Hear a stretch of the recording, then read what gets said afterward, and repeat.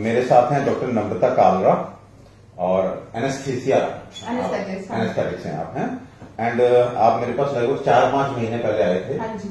And आपको आपकी story आप खुद 2 मिनट में बताइए कि क्या दिक्कत थी और क्या आपको आगे था कि मुझे ये करना पड़ेगा और आयुर्वेद में किस विश्वास के साथ आप आए और क्या आपको फायदा हुआ। प्लीज डॉक्टर साहब आप खुद बताइए।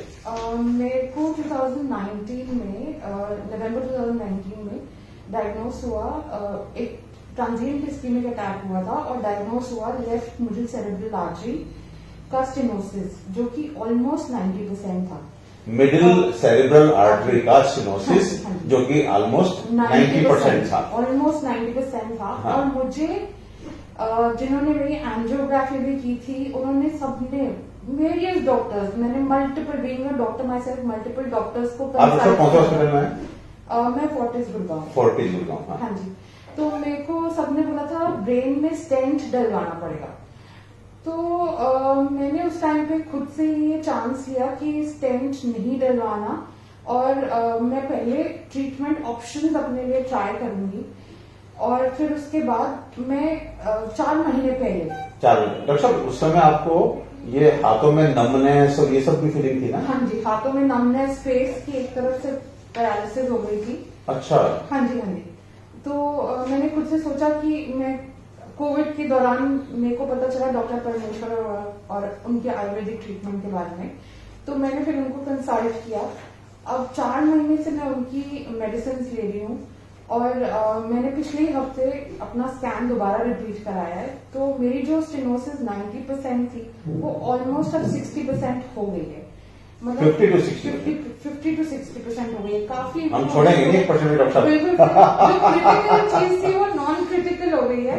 और मैं बिल्कुल देखिए आपने बहुत सही शब्द इस्तेमाल किया। जो क्रिटिकल चीज थी वो अब नॉन क्रिटिकल हो गई।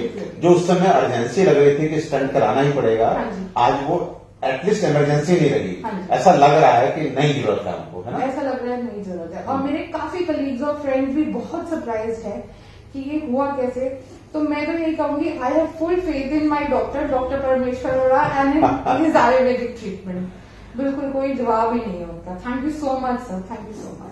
नहीं डॉक्टर साहब आप अभी ये हम जब आपकी रिपोर्ट बढ़िया और अच्छी आएगी, जहां 10-20% रह जाएगा, तब आपसे थैंक यू लेंगे। लेकिन आपसे आज हम ये कहलाना चाहते थे कि it's not a fight between Ayurveda और एलोपैथ। हाँ जी। Basically we are blessed, we Indians are blessed with so many completely establish sciences.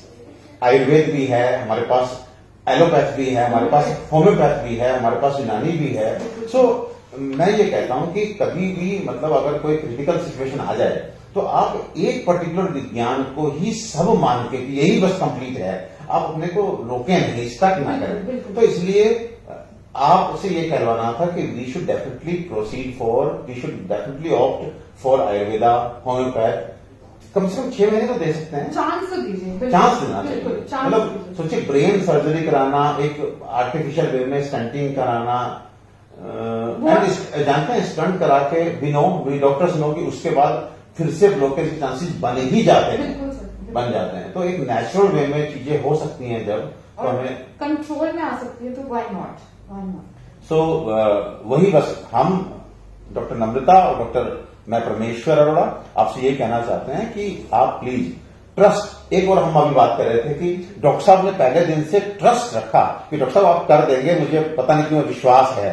तो इनका विश्वास ने भी इनको ठीक किया एक्चुअली, पूरा फेथ आपने किया। ये यस, ये बहुत बहुत पॉजिटिव बात थी। तो अगर आप आयुर्वेद ऑप्ट करते हैं, या मैं कहता हूं एलोपैथ भी किसी डॉक्टर के पास जाते हैं, तो प्लीज आप उस डॉक्टर को पहले पूरा मौका दीजिए। आधे मन से मत जाइए, ना किसी एलोपैथ डॉक्टर के पास, ना आयुर्वेद डॉक्टर के पास, ना होम्योपैथिक डॉक्टर के पास। अगर आप इस तरह से करेंगे तो फॉर्चुनेटली एलोपैथ में बहुत अच्छे डॉक्टर्स बैठे हैं, आयुर्वेद में बहुत अच्छे डॉक्टर्स बैठे हैं, होम्योपैथ में बहुत अच्छे डॉक्टर्स बैठे हैं, इवन प्राकृतिक चिकित्सा में बहुत अच्छे डॉक्टर्स बैठे हैं।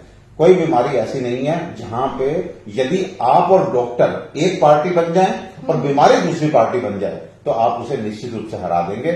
यदि आप डॉक्टर को ही दूसरी पार्टी बना लेंगे तो फिर डॉक्टर साहब दिक्कत आनी शुरू हो जाएगी। Doctor and patient should be one party and disease should be the second party. मैं बस ये एक चीज ऐड करना चाहूंगी कि इस दौरान मैंने अपनी एलोपैथिक और आयुर्वेदिक दोनों ट्रीटमेंट देखिए डॉक्टर साहब एलोपैथ आपकी, अब इस बात को मैं बोलता हूँ, क्या एलोपैथ मेडिसिन आप इस एम्बिशन से ले रहे थे कि वो खुल जाएगा, नहीं। आप केवल ब्लड थिनर ले रहे थे।